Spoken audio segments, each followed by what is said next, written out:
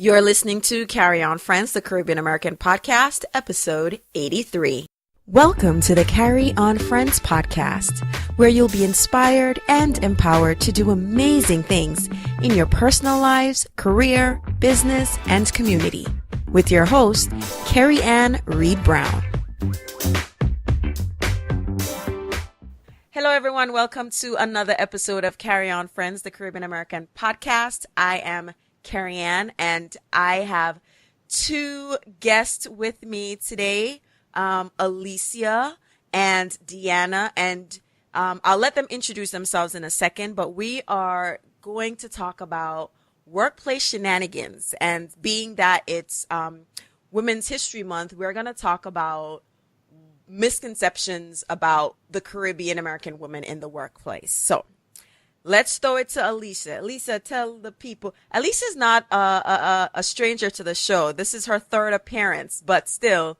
So let me just swing it to the newbie, Deanna. Deanna, introduce yourself to the audience. So, hello, my name is Deanna. I'm also known as Dish Chick. I am a soca music party blogger. So my coworkers actually know that I'm a party blogger. So my West Indianness comes up a lot in the workplace, especially on a Monday morning when they're asking me what I did over the weekend.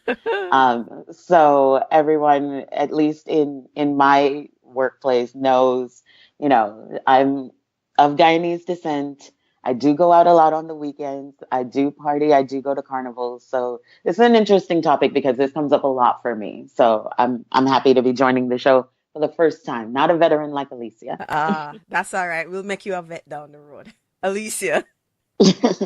Hey, thank you for having me on again. I love coming to visit you guys. Hey guys, my name is Alicia. I am also known as Alicia Simone. My blog is Rewind and Come Again, where I talk about Caribbean American, Caribbean diaspora culture, and I'm happy to join in. My experience is a little different from Deanna's. Most people in my workplace do not know I am of West Indian heritage until some event or some subject brings it up, and then the conversation after that and the attitudes after that are really interesting once people find out. So really excited to talk about this. I think this is a topic most people don't really consider discussing. It's just something you live with, you work with. And so I'm excited to delve in more into it. All right. So, Alicia, why haven't you told, or why don't people at your job know that you're West Indian? Is that a conscious decision, or it just never came up? You don't think that's a necessary thing to lead with? I think it's a conscious decision. The way I was raised, my mother was very, when you're in school or you're at work, you speak properly, you speak the Queen's English, and you behave a certain way, and and people can see you're Black. That's enough. I mean, she didn't say these things outright, but in just the way she grew me, it just became known that you don't need to give it too much personal information, and then cultural information is not necessary unless it's really necessary to the task at hand. You don't share that because it will only be a problem for you or give you difficulties down the road or put eyes on you that are not necessary. So I don't even really think about it. I just, work Alicia is very American, very jolly. And unless something comes up where recently I've got some vacation planned. I'm going to Guyana in May. And so I had to put in for that time. And it's a full 2 weeks. And so, oh my God, where are you going for 2 weeks? And then I'm like, oh, geez, here we go. And I'm like, well, I'm going on vacation. Really? Where?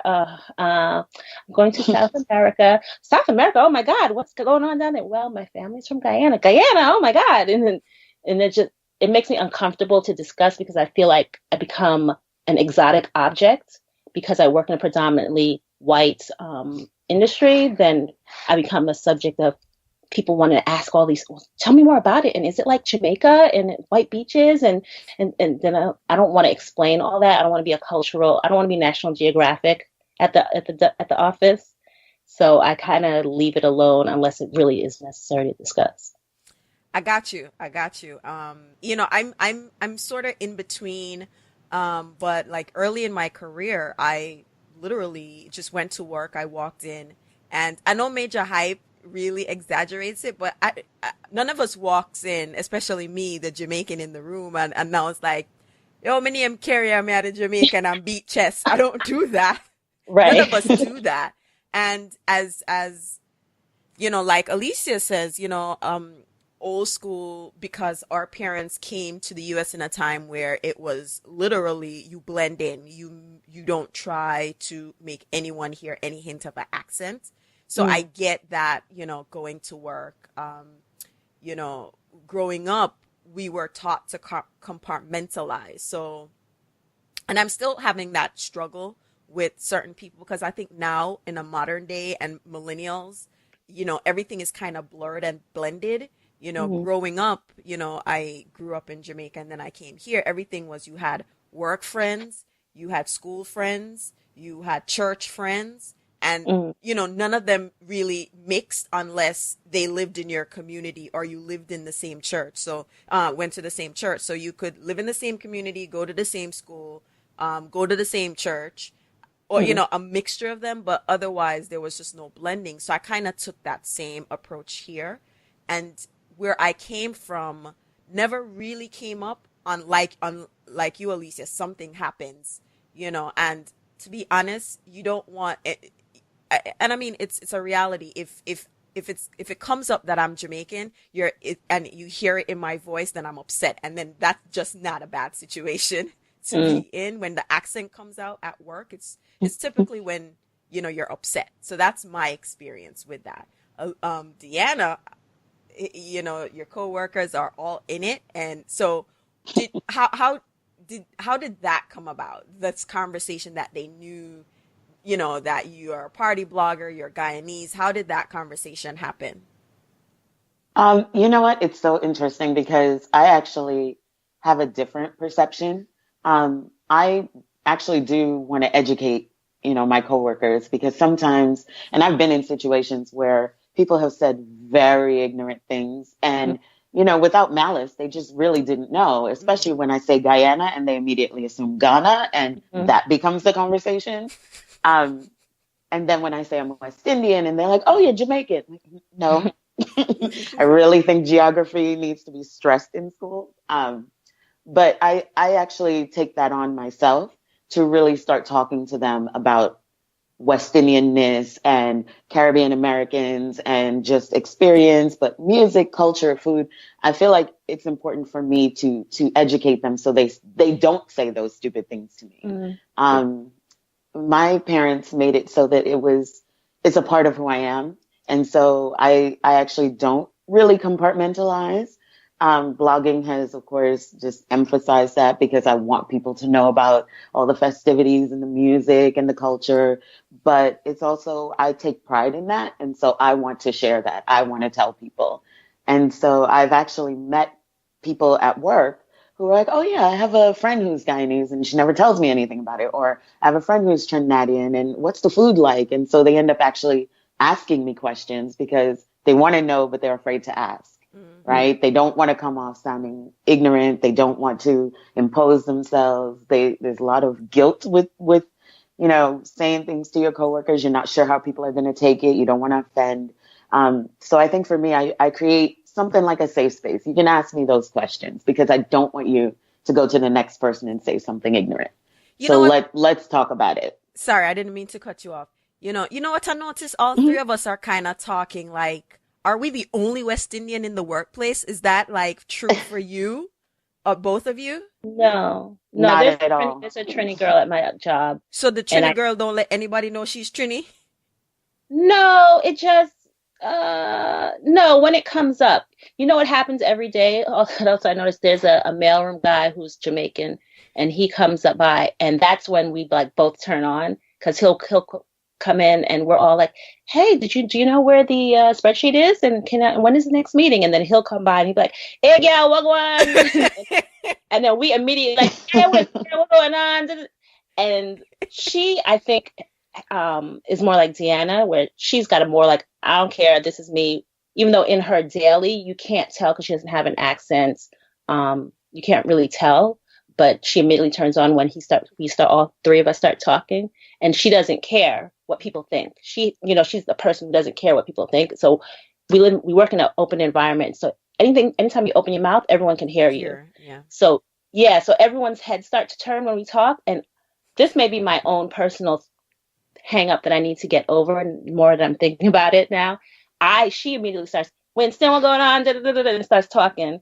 And I do the same, but then I'm conscious of people perking up and like, oh, I never heard them talk like this before. What does that word mean? I can see it, and I feel self-conscious, and I realize I start to almost whisper, and or try to move us into another location so we're not so close to people. So I think that's something I need to think about. Is that self-consciousness is probably, your mom and, what she's told you, like in the back of your mind, because for them, it was really very, very serious. There's not one person in your mom's generation, that came up and they've had repercussions about being too West Indian and, so there's some history there. And because she's drilled it into you so much, you are almost like this thing, like, I don't want people to know, and call too much attention to yourself. So that's probably what it is, but something to explore further. Yeah. Deanna, how about you? Are there other West Indians on the job? Yes, they are. And, they also are of the mindset of, I'll speak to other West Indians and tell them about, I'm going home for carnival, or, I'm visiting family, or something is happening, but they don't really share that in the workplace because it's not really seen as professional. And of course, you don't want people who are in your workspace to be in your life space, right? Yeah. You don't want them to know too much about what you do when you leave at 5 o'clock. Yeah. So I respect that. I definitely respect that. I'm the complete opposite. I let people know, I have to leave because I have to catch a flight to Toronto for Caravana. I have to go because I'm doing this thing, or I'm heading to this event. So for me, it's very different, but I definitely do connect with, there's a Guyanese woman, there's a Trinidadian woman, there are two Jamaican men. And we have that kind of like Alicia, that little in crowd where you speak a certain way. But for me, I feel, because I was not born in Guyana, when I try to put on a Guyanese accent, I don't feel authentic at all. I feel I am faking this completely. So I don't do it like that, but I definitely realize, we relax a little bit more. We speak a little bit more openly because you feel like these people can understand when you have family obligations, or you have things that you need to do, or you feel like, going down the road and getting some jerk chicken or getting some curry. Why are there no curry spots in Midtown? Like, we have those kind of conversations and we share. But I definitely get why people, create that barrier between their personal space and their workspace. Yeah, I definitely create that barrier. I remember I worked in the legal industry for a long time, and I remember, I was one of the partners, or the attorneys that I worked closely with. She was, we were having a conversation, and it goes back to the compartmentalization, right? So I was like, man, I don't have any clothes or something. And I said, oh, but she said, you just bought clothes the other day. You went shopping. I'm like, no, those are going out clothes. They don't belong at work. And she was like, what? And she's like, going out clothes. I'm like, it's a West Indian thing. You don't wear the clothes that you buy for party to work. You just don't do that. And then how it even came up that I'm West Indian. She was like, oh, I went to a Jamaican shop, and I bought the rice and the beans, and there's a distinct taste. I'm like, it's the coconuts. She's like, how do you know that? I'm Jamaican. So it's like having those like those opportunities. And that only came out because working in the law firm, there are a lot of late nights. So it's kind of one-on-one. And I felt comfortable having this conversation with her because, she was a lot like me. She kept to herself. There was no, crossing over in like each other's personal space and personal life. But for the most part, I just kind of navigate. And if people are Jamaican, I don't kind of say anything or hear them talking. I just listen because, honestly, I want to hear if somebody's going to say something about me in patois. And if I don't say anything, if I keep talking the Queen's English, and nobody is none the wiser because I can code switch better than anybody. So, if I keep quiet, I want to hear if somebody goes say, you see that girl over there? So like, I want to hear if them are going to talk about me. But I think there was one job that I went to that there was so many West Indians, particularly Guyanese. It was just like, I've never been at a job where there was so, and then, it was to the point where we would walk down the hallway and everybody was like, walk on. Everybody's like, yeah, me there, And everybody's like literally Trinis, Guyanese, Haitians, Bajans. I was like, I've never seen like so many in one Did you place. like that? Did you like that? That must feel so like comfortable, or maybe Um, not. I don't know. um, we worked in different departments, so it made it it was different because you didn't always interact. So the only times we really did interact, because if someone's in the billing department and you're the only person you walk past, you say, well, go on, and them say, oh, and you keep working. But like when they had like the monthly birthday celebrations or something like this, everybody's like, hey, or usually like when something has happened. So, particularly when there was like track and field events, some sporting events, that's kind of where the big conversations happened. Otherwise, we kind of dispersed and kind of went about our business, because at the same time, like Deanna said, it's not quite professional, and we're aware of that. But we do turn on and light up when we're Mhm. around each other, especially if something significant is happening in the community or has happened in the community. Somebody walk up like, yo, you hear about so and so? It's like, mm-hmm. So, but Right. it was cool, but we still kind of knew when to kind of, Mhm. if back away. If you're around your team, you kind of do the West Indian communication. You point with the lip, you do the you do the head nod, or you watch the eye, and if you watch the eye, you see the hand move little bit, the finger like later, that type of thing. So Mm. I did enjoy that, but where I currently work, I'm the only Jamaican. So, and the West Indian. So we kind of talked about, let's get into like misconceptions, are pretty much stereotypes, right? Mm. Deanna kind of mentioned one. The minute she said she's West Indian or from the Caribbean, default Jamaican, right? So that's like a misconception that people have about every West Indian or Caribbean person. They're from Jamaica. And Mm. that's a whole different conversation as to why people do that. And that probably could take up this call. But what do you feel? I'll throw it to you, Alicia. What do you feel is a misconception that people have when they find out that you're West Indian, Caribbean? We use that term interchangeably for the audience. When they find out that you're a West Indian or Caribbean woman. Um, one thing, and that I think it kind of depends, and this is why I brought up before we got on air. I brought up that I think there is a difference between if you walk into the workplace and present as someone who was born and raised in the Caribbean versus an American of Caribbean descent. Um, because from what I've seen from my experience versus my friends who are raised in the Caribbean and come here and work as older adults, um, I feel like they have a harder time. They are perceived as not, initially at least, they don't know, they won't understand what proper business protocols are, proper business standards, because if American business standards are the standard, the industry standard, then they clearly, wherever they came from, they probably don't do it the way we do it, and the way they do it is probably subpar. So from the stories I've heard, I feel like immigrants in general, Caribbean immigrants in particular, are initially perceived as, well, we're going to have to get you up to pace, because however you did it in your home island probably isn't the correct way or the industry standard way. And then they quickly learn, just because I have an accent and was born somewhere else doesn't mean I don't know what I'm doing.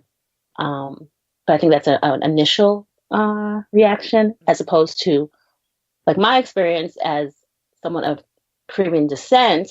I don't present initially as Caribbean. You wouldn't guess that just from your initial reaction, interaction with me. I wouldn't get that same preconceived notion. How about you, Deanna? For me, it's usually, and I've seen this with other people who definitely have the accent, or it's very clear that they have either just come to the country or they've been here a very short period of time. Um, there's this misconception that they're going to take forever to get something done. And I've heard people say that, like, oh, if you give it to her, it's going to take an extra however many days, but she's from the Caribbean where everything is slower, and Wow. it wasn't true. She just got to the Somebody job actually said and that? I'm someone sorry. actually said that. Of course, it's in, the copy room, so other people can't hear. And again, since I also, like Alicia, don't really present as West Indian, I don't have an accent or anything. They felt comfortable saying this in front of me, Wow. and it was based on nothing at all. She had just gotten to the job, but they're like, oh, you know how it is in the islands. They like to take their time with things. So just make sure you stress to her that we need this quickly. Mm. And it was so rude. And of course, I had to speak on it. But it was just immediately that was the reaction. She's from the Caribbean. She's going to take a long time to do something because apparently time is not part of her.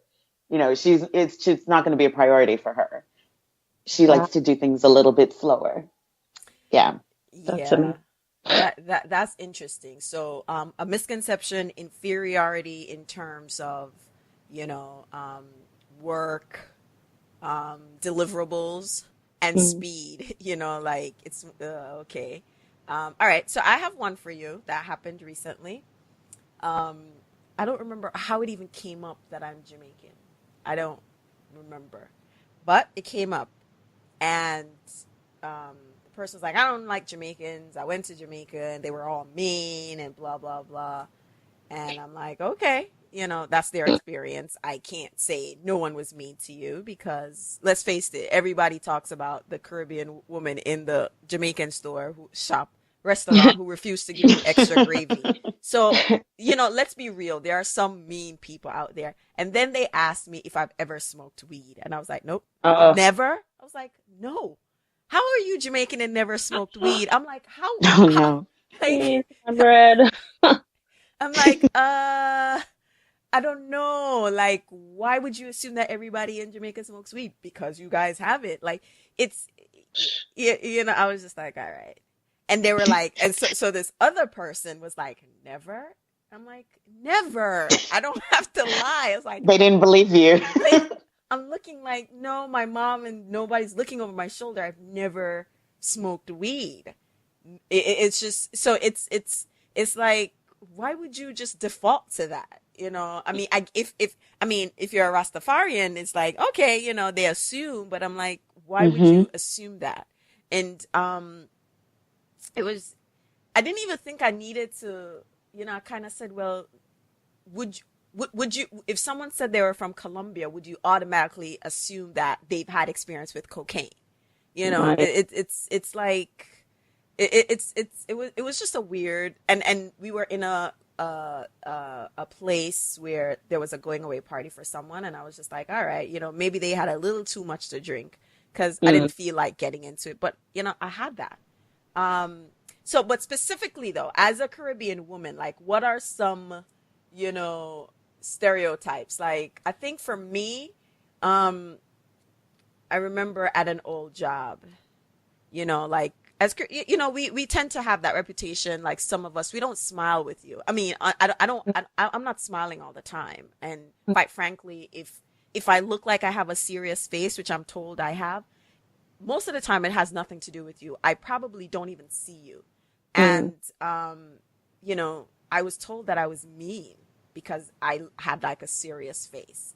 And I think that's also some of the challenges people who are new immigrants working, they tend to be a little bit more serious, and the Mm. American workplace tends to value, more social ability as Yeah. opposed to, this arm's length approach that we have, which is kind of what we were brought up on. So I think that's particular something to me that I've experienced, that I'm a mean Jamaican woman. I'm like, I'm not mean. I just don't have anything to say to you. If I need to speak to you, I'll speak to you. And if I'm upset with you, you're gonna know that I'm upset with you. But it's part of the American cultural workplace as opposed to, how we were brought up. What are other misconceptions you've had? Deanna, with you partying, I'm sure they have a lot of I Of can't course. believe you live that life and they even know it. Like I would I would not have patience for anybody's mouth on Monday morning. Right? I feel like my weekend life though lets me deal with all of the things I have to deal with throughout the week because I mean, you guys have seen some of my posts that I there are so many so many random issues that I have being a woman in the workplace, being a Black woman in the workplace, being a Caribbean woman in the workplace. Um, and there's so much that you almost have to explain yourself before you can even just be yourself there. Mm. So there's definitely, Carrie Ann, I hear you with the social aspect, and I've seen it actually hurt other people, other Caribbean women, I know it because they're has. not, going into the kitchen and it's somebody's birthday and blah blah blah. And of course, I mean, even myself, I don't have a lot of patience for that. Like I want to get back to work. I don't really need to stay here and celebrate Carol's birthday for an hour. But it tends to hurt us because it's seen as, oh, you're antisocial, Yep. you don't want to participate, you're not a team player, when the truth is we've been taught that you'll be promoted on your merit Yes. and your work ethic. Yes. And that's not really the case anymore. People want personality. They want to be able to socialize. They want to be able to hang out with you, because the further up you get in the corporation, they're going to have to interact with you more Yeah. often. So they're looking for those personal connections, and we're not really taught to Yeah. expose that side of us. So that's part of the reason why I'm very conscious Yeah. about letting people know what I do outside of work. And I've had, higher ups come to me and, oh, how was your weekend? They're just waiting for the scoop. Like, so what'd you do? Where'd you go? What was this party? What was that? So it actually can help to be a little bit more social. Not that you need to tell them everything about your business, but it can help to be a little bit more social and a little bit more open. And it really goes against how we're taught to behave in a workplace.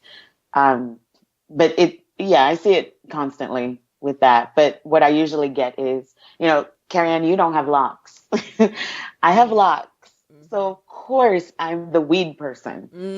They come to me and ask me where they can get it, or do I know anyone? Exactly. And when I'm like, I have no connection for you, I don't smoke weed, I don't know anybody who can get you weed, I'm sorry.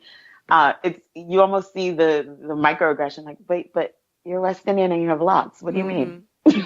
You're my weed connection. You're my go-to. So definitely having to explain that. Having locks in the workplace is also a different challenge. It's not so much a barrier anymore for getting promoted or getting hired, but it definitely does come with its own set of misconceptions. And especially you're a West Indian woman with locks. There's a lot that they assume immediately. Deanna, what you said about the whole, meritocracy or view, that's the reason why I started Carry On Friends, because in 2013 I was in a place where this one attorney, she's a fresh associate, and she's there fratting, she's social with the paralegals, and I'm their manager, and basically because I wasn't really, I'm about work. I'm not gonna laugh with you and kiki and all that good stuff. And she encouraged some of those paralegals to be insubordinate, and she went around telling everybody that I was toxic and I was mean. Wow. And I'm like, you could count how much words come out of my mouth. So I know whatever I tell you for your professional interest, best interest, and for my best interest, because I was hired to do this job. And it was at that point, there was a turning point, because, I'm not a rainmaker, and I felt like the actions there eventually led to me losing that job, because it was them against me. It was me, not playing their game. It was me not laughing. I'm like, I really don't care what you do, especially since I knew that she was like one of those who was like gunning for me to lose my job. That's when she got the screw face and the serious face, and that's when she was like, you see, and I reported it a couple of times, but those are like some issues, and that's essentially why I started this platform. Is like, you gotta play their game, and the challenge for us is like, we don't want to play their game. Like, yo, we're not time for that. We will tell you, and this is why those major hype skits are really funny, because we really want to tell you what he said, but we know we can't tell you what he's saying, we can't look at you, I mean, some people do it, because I've heard stories of people who worked with other West Indians, and those stories of those West Indians going off is like, oh wow, he did that, man. But Yeah, in did he my have the job workplace, later? so I That's mean crazy. that is a serious issue. I've been to, like, I remember we were at like a Caribbean American Heritage Day panel, and people said that they got fired. People are getting fired because this adjustment to how we socialize. So so now that people know you're West Indian, you've been spoken to a couple times, you're a black woman, you're a minority, you have all these issues, and so you not laughing with the office and going out every time the office has drinks. I'm not a drinker, and I tell them that. And when we go out, I drink Shirley Temples, and they're like, "What?" I'm like, "Listen, I'm here, and I like Right. Shirley Temples, and that's it." Like it's almost like you need to conform and do things the way they do, and we are like, I want to go home, and I have like Yeah. people at home, and I'm tired, but it's People take it really Mhm. personal. yes, I they do. Yeah. take They it really Yeah. personal when you don't take part in office culture, and that took a long time for me to get used to. But and as a West Indian woman, I still am on my P's and Q's when I do take part in office culture. So like at my office on Thursdays, they have like a cafe in the building, and we have a happy hour after at 5, like 5 to 7. And at first I would never go. And they were like, Alicia, we're going upstairs. I'm like, I'm good. I'm just gonna finish this up and go home. And then the Trini girl actually came to me and was like, "Why you don't ever go upstairs?" And I'm like, "Well, I don't. These are my friends. I'm here for some money. Why would I laugh and joke with these folks over wine or whatever?" And she's the one who was like, "Listen, you need to come upstairs every now and then. You don't have to come every Thursday, but you need to come, stay for 20 minutes, drink a little, half a glass, giggle and laugh at their jokes, and then you can go home. But trust me, people are watching. You do good work, but this is part of it." Yep. And I was like, okay. And so I started doing that. But even while I'm up there, I still feel like, I need to be on my guard. I'll drink half a glass, I'll laugh and I joke, but I'm still like, on my guard. But I do have to take part. And that's something that's really hard, I think, for West Indians to get in gear with. Yeah, because we were taught like, we not like fake, and Right. it's this thing. But all right, so far, let's recap what the misconceptions are. She has friends, but we're cultured not to have friends at work. Mm. We love our job and we will work hard, but our personality will shine only in the right environment, and usually that's a challenge. If we don't talk, it's for a lot of reasons. It's not because we hate you, that could be it, but it's usually not. So the other thing is, success and hard work is cultured into our every fiber. Now, this I want to touch on because, success and hard work goes two different ways, right? So I've had the benefit of really getting far in my career because people recognize that I worked very hard, and they were like, all right, let's go. They hook their arm in mine and they like pull me along. But some other people, boy, they see that hard work and they start competing with you. And then that's when all the other things that we talk about come into place, the sabotage and going behind people's back. And when that happens, the true culture of like, that's when more the aggression comes out from a West Indian perspective. So it kind of exacerbates the problem. I don't know. What are your thoughts on that? I think that's interesting. I think as Caribbean women, we really don't play the politics at work. Yeah, we don't.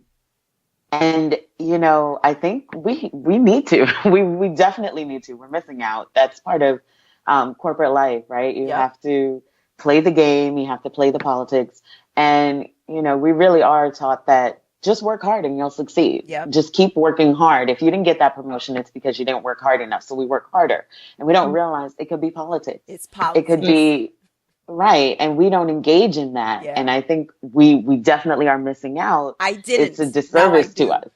I didn't then. Right. Now I do. Yeah. Because And it doesn't always have to be like backstabbing. It's just you have to be aware of who's making certain moves, the power and players, who's cozying up with different people. Yep. Exactly. Yep. Really, it's a game of Survivor.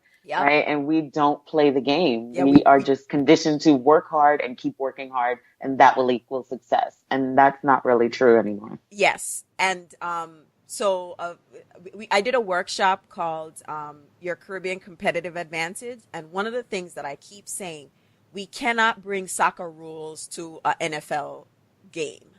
You know, we have whatever rules they have there, we have to play in their rules. We have to play those positions. And like you said, no, we don't have to lie and backstab, but we know that every morning, you know that, it's part of the culture there to nod and, yak it up a little bit and you kind of have to do that. You got to observe who are the power players, who's this. And, one of the other things that I had to learn was, like saying, hey, I did this, I did a good job, like culturally, and most immigrants are not comfortable kind of tooting their horn about what they've done. And that has killed us in so many ways. And I have to learn to kind of start, kind of saying, hey, I did this job. And it feels weird kind of saying, look at me, I did a good job. But essentially, you kind of have to do that because if you don't say it, someone else is going to take that credit. So I had to learn that. And it's still kind of hard to do that, bring that attention to myself because I've been cultured not to bring that attention to myself. Forget that I'm doing this podcast because clearly that's bringing attention to myself. But you kind of grew up knowing, be seen and not heard. And, you kind of take that behavior into the workplace. Yeah, you'll be recognized in time for as long if you work hard, someone will recognize you and you'll get your credit when it's due. But to put your hand up and like at my job, I'm a long-term freelancer. And so now it's been almost a year and now everyone keeps coming to me like, are they going to bring you on full time? What's going on? Why is this taking so long? And one guy in particular was like, why don't you go talk to them? Go to HR, go to the head and woman and be like, I want to be full time. Let them know. And I was like, why would I do that? I was like, no. I was like, if they want me full time, they can offer. One, I don't know if I want to be full time, but if they wanted me, they would let me know. Why would I go and put my stick my head up if not call necessary? Attention to yourself. Yeah. They know what work I'm doing. They see me here. Yeah. And he didn't get it. He was like, okay. and I like war at myself with these types of things because my nature is to, just fold into the back when this office culture is so opposite that.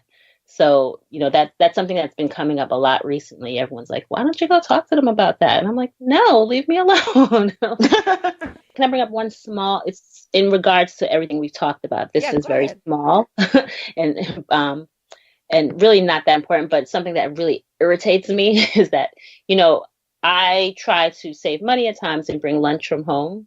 Oh, Lord. Yes. So what drives me insane is when people are, oh my God, what is that? Is that curry? Or if it's not a recognizably West Indian dish that every American knows, like a curry or something, if it's, I brought leftover pepper pot or something like that. And what's that? And everyone's in my bowl and they want to know. And I got to get the struggle. Meal. And I'm like, really? It's called pepper pot. It was made of this. Like, can I eat? It's getting cold now. Can I eat? Like, those are the things that's a small thing, but that's something that. No, that's a big thing. I don't think there's that one. I think everybody just went, because we all know what that's like. But do you encourage them? Like, well, maybe not encourage them, but when they do come to you and start asking you, are you open to talk? Or is it more like, I don't really want to have to educate you about my food. I just want to sit here and eat in peace. And maybe you're not eating with other people even. Is it like they're imposing? Over time, it depends my mood. I can get real standoffish sometimes and want my personal space. But over time, I've become a little more open. What most recently happened, which I thought was hilarious, was that you guys know that I'm going to Guyana in May for this film festival. And no one really, I just put in that I'm taking this vacation. And everyone thought it was just like a family thing. And then we as a department had lunch. And this girl started talking. She's like, yeah, I'm really into film and this and that. And I was like, I must have had something to drink. So I was like, yeah, girl, do you know I'll do this? And I'm having a film workshop in Guyana. And she was like, oh, wow. And she's like, she's almost ready to book her ticket to come. this. Let her book her ticket. The film festival needs her participation. Right? Right. Yes. But it was shocking to me. Tourism. She's this blonde hair, blue eyed, like super Becky girl who she's mad cool, but like I again like warring with myself, like I can't believe I'm having this conversation and now now she's asking me even more questions about Guyana, and I'm sharing all this information with her, and I'm like, oh, this is a new level for me. Wow, I don't feel weird. It almost feels like you're letting your guard down. Deanna, what would you say to a young Caribbean millennial going into work and, having to deal with microaggressions and are not used to that? Wow, that's going to be a challenge, because I think it depends so much on how much of your cultural heritage is part of your day to day, right? Like how much of that do you bring to the workplace? Are you comfortable sharing that about yourself? And you don't necessarily need to start off with, "Hey, I'm Jamaican, I'm Guyanese, I'm Trinidadian, let's all talk about it." But it's more of just being open to socializing at all in the workplace, being open to really seeing other people as just like you. You can feel safe saying things about yourself, encouraging them to have conversations with you, opening yourself up, maybe not being so resistant to their questions because they just don't know, right? And for so long, we haven't said anything, right? Like we don't tell them that we're West Indian. We don't say anything about our culture. We don't say anything about our history. So they really have no frame of reference. So they're coming with questions. But I do think it's important to accept it as part of who you are, right? If you're a woman, you're a woman. You can't hide that when you go into the workplace, and you accept that things are going to happen to you, or, you're going to get a certain reaction because of it. It's the same as when you're West Indian, things are going to happen. Things are going to arise because of it. And just being comfortable in yourself, knowing that this is part of who you are.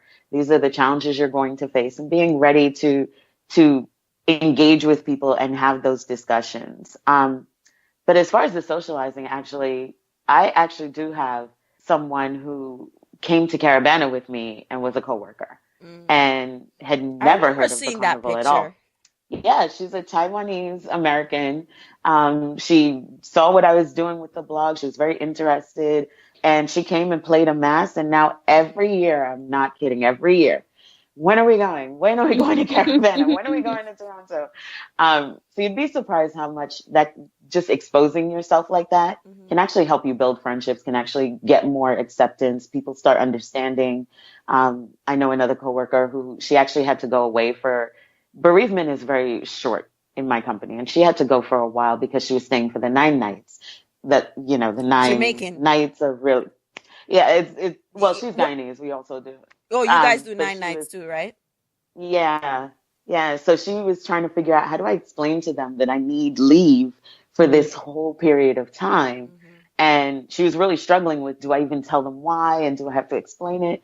And I'm like, this is part of who you are. You have to tell them because you need this time and they need to know that. So it's things like that where you just kind of have to be like, this is part of who I am. Right. And you have to engage with people, and you have to let people know about it because you also want to be comfortable to do things for yourself as well. So I would say just be more open. It's not a crutch. It's not a bad thing to be West Indian. So be proud of it and let people know.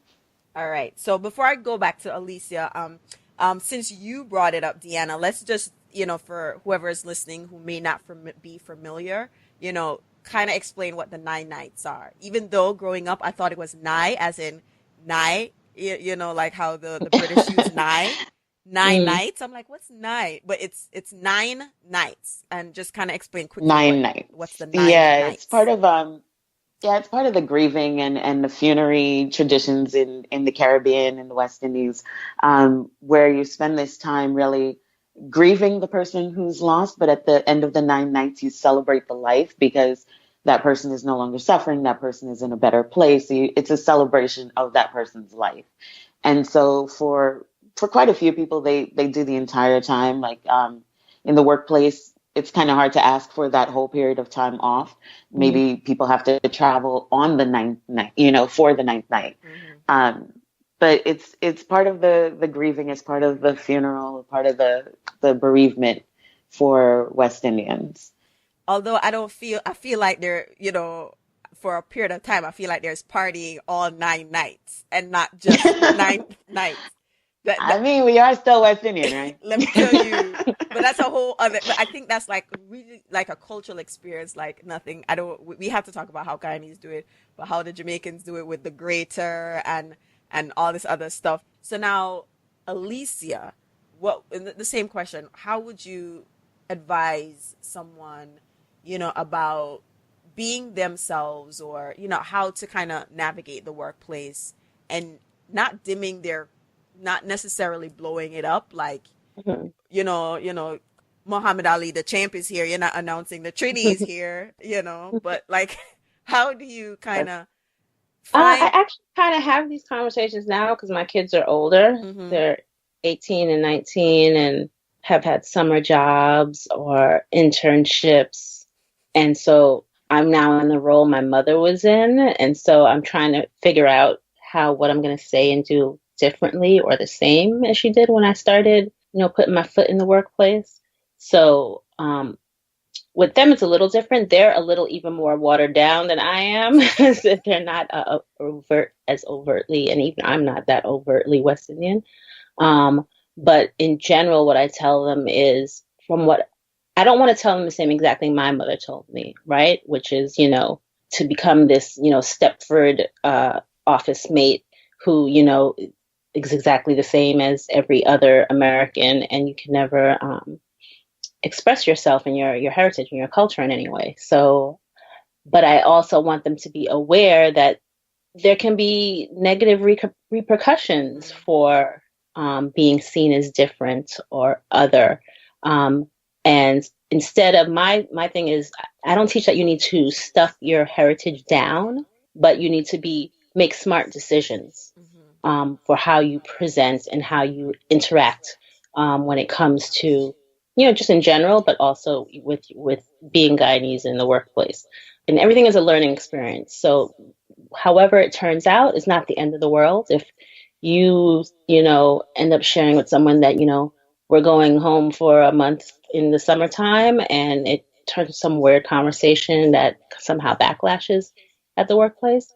All right, well, what are we going to take from that? How are we going to learn from that? And how are we going to move on? The world is not over. The worst thing that can happen, you may have to find another job. But, you know, that's happened before in life and it's not the end of the world. So these are things I am actually actively trying to figure out how to share with them and, you know, how they would navigate through this weird space that is American, corporate America. It is a weird space, but you know, I think I've learned, you know, I've been burnt enough times by my own, you know, naivete, so to speak, my being resolute in, you know, I come here and do a good job. And actually, I think what really kind of made me feel that way, I remember, tell a quick story. I have beer stories, but you know, I remember there was this job and this office manager, I stopped talking to her or interacting with her, and I was very honest because, you know, sometimes we're too much on principle. You know, I'm on principle, but we're too much on principle. So the office manager was chatting some people, and I felt it was inappropriate as an office manager to be talking about another coworker, you know, talking with somebody else, telling our business. You know, like I thought it was inappropriate. When I mean inappropriate, something never burned me so much in my life, right? Because as the office manager, she had like sensitive, confidential conversations, and I knew she was telling somebody else. So I stopped talk to her. I would say good morning or whatever, but me not laugh up with her, me not key, because as what that tells me now, like if me have a problem that's HR related, me not chat to you. It's my business. That's how I translated that. So when it came to review time, she told, you know, the partners that, you know, I'm being mean to the staff. Again, this mean thing keep coming up because I shut down, right? I just shut down. And so in my review, it came up that I was mean. So the owner of the company was like, well, does she do her work? He's like, yes. Well, so the owner and the partner was like, well, that's matter. But they were older white guys, and they're not about the whole social business. They're about you doing your job. So I kind of got away with that But as I moved through other jobs and the bosses were not as older and they were younger, I wouldn't have gotten, I can't get away with, oh, she's a hard worker, you know, and, Right. you know, it would go. So that was kind of when the reality, and, you know, maybe the bosses were older, but they were kind of transitioning. So the other stakeholders, the other people that had the ear of people who had more influence, you know, were younger. So that didn't work out for me. But at the end of the day, I still worked hard, and so they can't get you on your hard work. They're going to get you on the interpersonal skills or the social aspect. So, you know, that's part of the strategy that, you know, I kind of talk about. And these are the conversations that I try to have with, you know, when my daughter was in high school, like the parents, like we kind of have to start having different conversations with our kids because we're not preparing them, you know, to deal with what now becomes almost 80% of corporate, how you interact with your coworkers as opposed to the work that you're delivering. That takes such a bigger impact on your job and the longevity of your job. Regardless of what they say, oh, we value work. That's not the experience of people of color, or worse if you're an immigrant. That is just not always your experience. Agreed. Exactly. Yeah. You know, so thank you guys for joining me to have this conversation. I think we talked more not only about the misconceptions of the Caribbean woman, but the misconceptions of the Caribbean immigrant, and period. There's no quick solution. There's no easy fix. I think the only thing we could say is just keep having these conversations. So if you're listening, you don't feel like you're the only one that is going through this. To be continued, more conversations. Thank you, Alicia and Deanna, for being part of this conversation. And like I like to say at the end of the show, walk good. Okay, friends, I hope you enjoyed this episode of the Carry On Friends podcast. For a recap of this episode and other great articles, please visit the blog at www.carryonfriends.com. That's CarryonFriends.com.